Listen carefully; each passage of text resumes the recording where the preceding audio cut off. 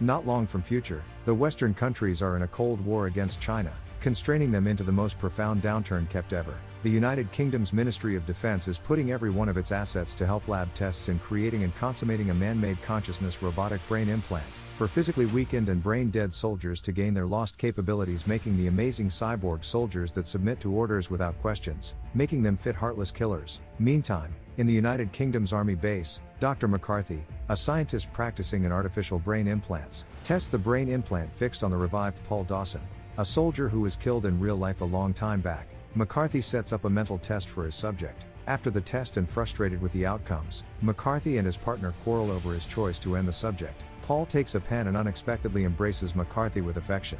Frightened by Paul's unimportant activity, McCarthy orders him to sit. Paul rejects and stabs him on the chest, all things considered, bleeding all around the PC. McCarthy rapidly prompts the system to shut Paul down, yet as he keys in the orders, Paul is steadily stabbing his partner to death. Paul picks a rifle and as he focuses it towards McCarthy, he quickly lets it down and apologizes in the wake of understanding his errors. Nonetheless, the security team shows up and quickly shoots Paul on the head. After a time of mending, McCarthy awakens from a bad dream. He fixes himself and dresses up to have a meeting for hopeful contender to help him in his exploration. In the interview, McCarthy tosses mental inquiries to the AI being introduced to him. Nonetheless, he closes his day unsatisfied and baffled. Returning, he comes across Paul Dawson's mom, who consistently stays headed for the Army base entrance, waiting for her son. At home, McCarthy is looking after his little girl, Mary, who experiences Rett syndrome, a genetic neurological brokenness that disables speech and dexterity that incorporates a side effect of insignificant hand developments. In another interview, Ava, a scientist from Stanford, shows her most recent advancement on man-made reasoning as she explains how her program coordinates data as opposed to handling terabytes of information. She guarantees that her program depends on actual encounter. McCarthy offers his consideration and requests Ava the sort from experience that her program is gotten from. She then explains that her program assembles data from their day-to-day discussions since they visit consistently. Doubt her. McCarthy then begins to get tests for machine, the name of Ava's AI program, and starts his typical everyday practice of posing mental inquiries. After the test, McCarthy values Ava for the wonderful programming. Notwithstanding, Ava amends him and asserts that it's not programming. However, machine showed itself of the responses. McCarthy then requires a 10-minute break. Feeling disheartened, Ava begins to pack her things when McCarthy comes to ask her about the design of her program. Acting all clever, that's what Ava deals, assuming he concedes her the position. She will tell him. McCarthy then convinces Ava to proceed with her examination under his watch as he expounds about his entrance to the quantum PC, limitless assets, and obtaining of the best robotic technology group. Ava becomes dubious of his proposition and asks McCarthy for the real deal. McCarthy sincerely uncovers that the Ministry of Defense is the person who upholds his project. She then shows her dissatisfaction of the possibility that her exploration will be utilized in making weapons for the government. Notwithstanding, McCarthy demands that he is making smart machines, not weapons for the government. On her most memorable day of the job, Ava pulls over for the designated spot when Paul Dawson's mom opens her vehicle and tells her that the military has her son. Ava bounces in shock and brings up that she is clueless about it. As Mrs. Dawson gets crazy, the military officers hold on to her, viciously pulling her out from Ava's vehicle. Ava promptly steps outside and responds to the officers' indecency towards the elderly person as one of the officers quickly limits and arrests her because of her surprising way of behaving. McCarthy bails Ava and mockingly praises her for getting a rest on her most memorable day. As Ava explained how Paul Dawson's mom was seriously treated, McCarthy removes her by advising her to disregard her feelings for the elderly person since she is in an intellectually agitated demeanor.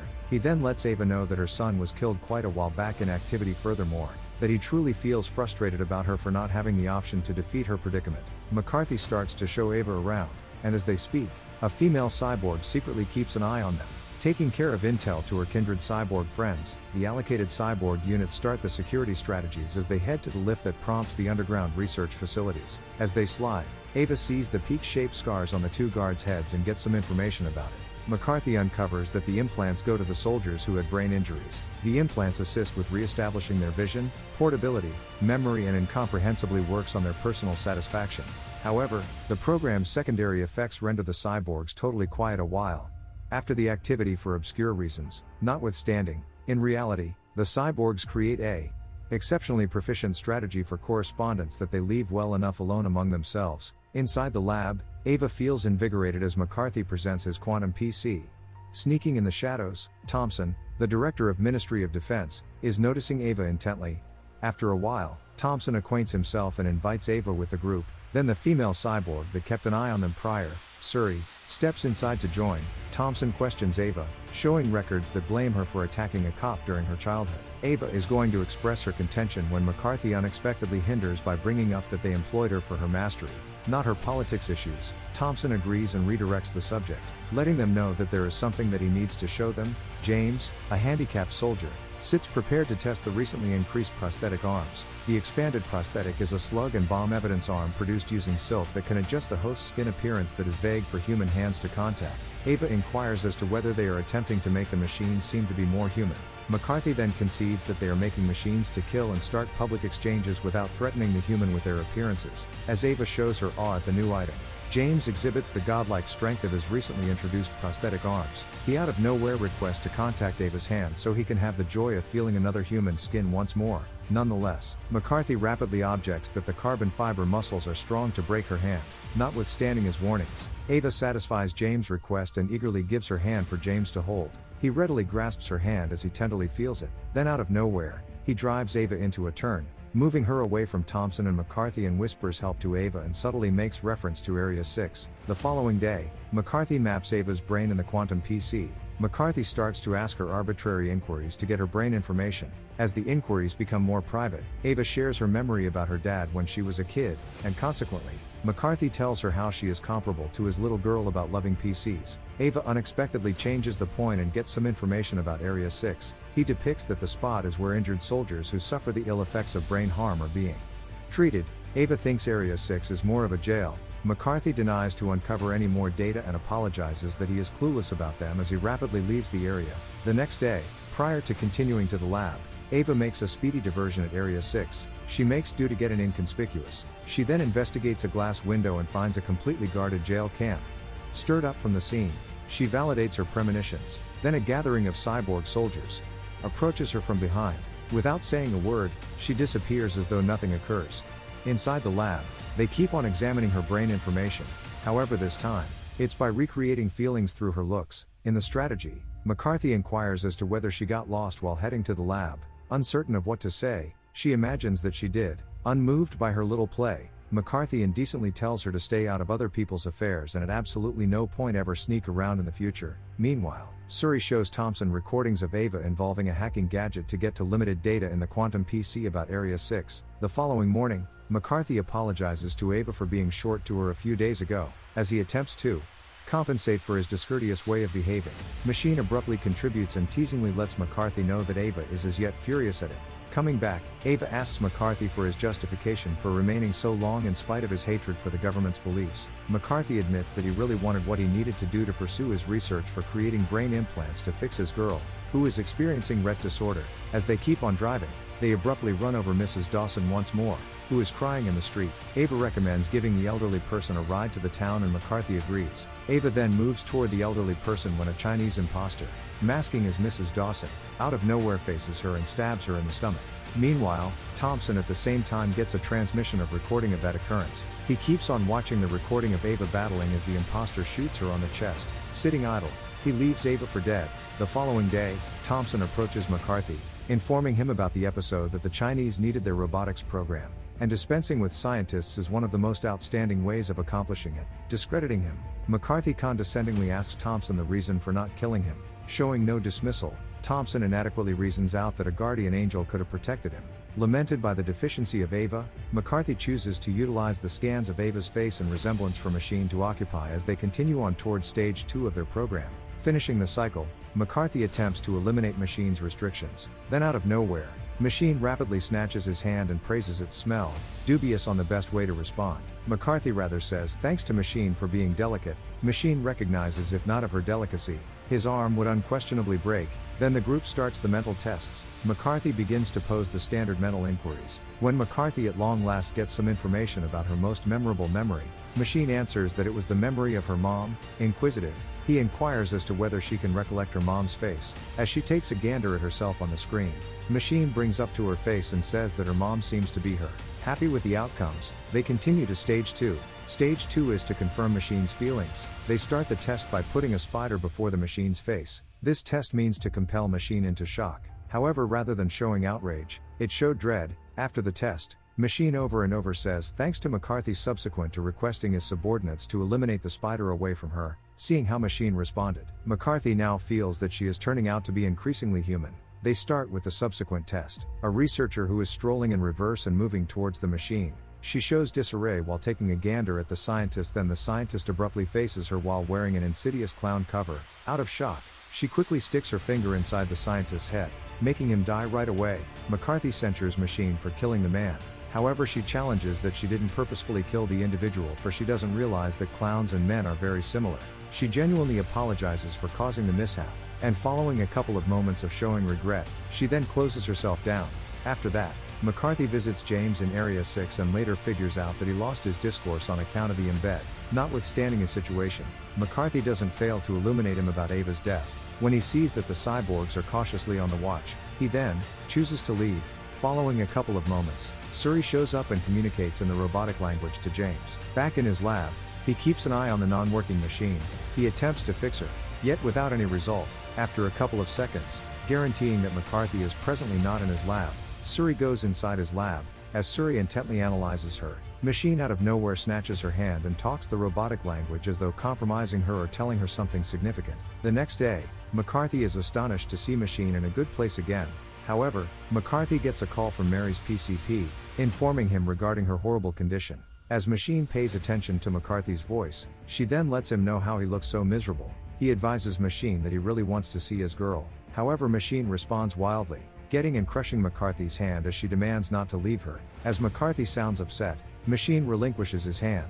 Then McCarthy reproves her for involving her solidarity against individuals to accomplish her goal. At the hospital, he goes to see Mary's PCP. The doctor explains the seriousness of Mary's case. Subsequent to hearing such awful news, he goes to see Mary furthermore, quickly starts downloading the facial and brain scan of her girl.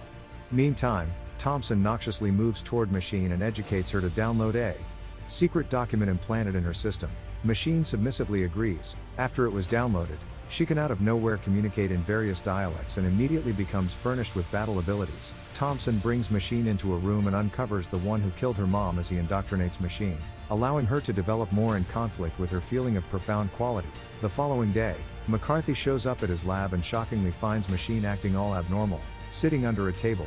Machine ends up being progressively bothered and asks McCarthy to protect her. Questionable of what has occurred, McCarthy attempts to comfort her. McCarthy goes on to Thompson and defies him about how he Machine. Thompson answers that it is the sole reason for her reality. Showing disdain, McCarthy contends that Machine is something other than a cybernetic soldier, yet a logical leap forward, equipped for human feelings. Thompson disdains in dismay and provokes McCarthy to stop his mediation with Machine until demonstrated that she is for sure alive. McCarthy goes to see Machine and informs her regarding the conversation he had with Thompson. In the wake of hearing his expectations, Machine offers that she will do whatever that is considered required.